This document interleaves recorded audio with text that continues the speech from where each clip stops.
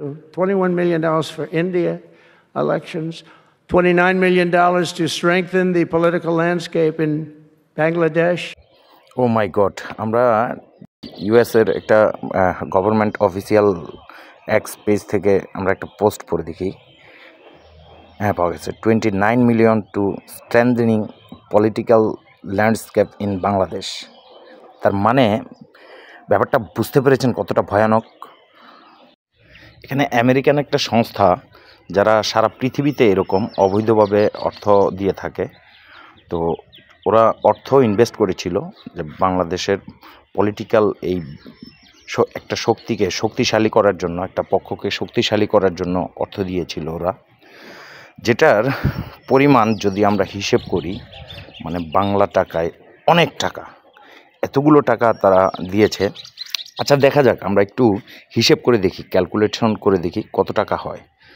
21 million into বর্তমানে তো আমেরিকার রেট 121 টাকা, মেবি আমরা 121 দিয়ে মেরে দেখি কত হয়।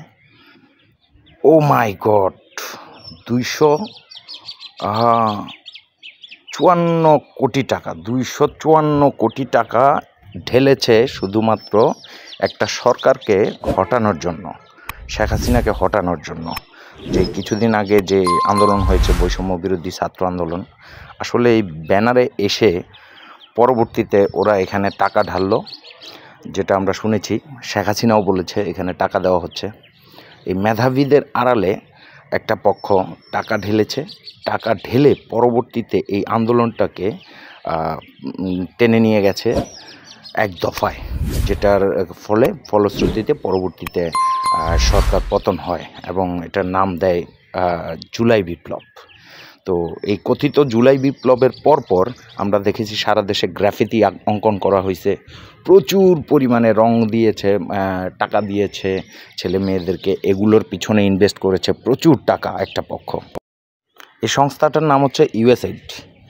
এই ইউএসএইডের টোটাল কার্যক্রম বাংলাদেশে বন্ধ করে দিয়েছে বর্তমান ডোনাল্ড ট্রাম্প প্রশাসন, এবং ট্রাম্প প্রশাসন বলছে যে এই ধরনের অবৈধ লেনদেন যে সকল দেশে করেছে ওই সকল দেশের নজরদারি বাড়াবে, এবং বাংলাদেশের বিষয়েও তিনি আজকে মুখ খুলেছেন, যেটার মাধ্যমে বলা চলে যে বর্তমান বাংলাদেশের অন্তর্বর্তীকালীন সরকারের যে প্রধান আছে, প্রধান উপদেষ্টা ডক্টর ইউনূস সাহেব, উনি ফেঁসে যাবে অটোমেটিক, এবং এটার জন্য ওনার জবাবদিহি করতেই হবে, 100% জবাবদিহি করতে হবে।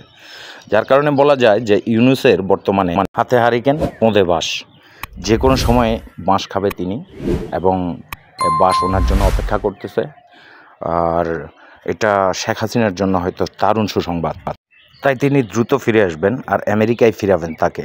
কারণ বাংলাদেশে যে পরিমাণ পুলিশ হত্যা করা হয়েছে, লুটপাট করা হয়েছে, জ্বালিয়ে দেওয়া হয়েছে, পুড়িয়ে দেওয়া হয়েছে, এগুলোর বিচার হবে এবং আমেরিকার হাত ধরেই।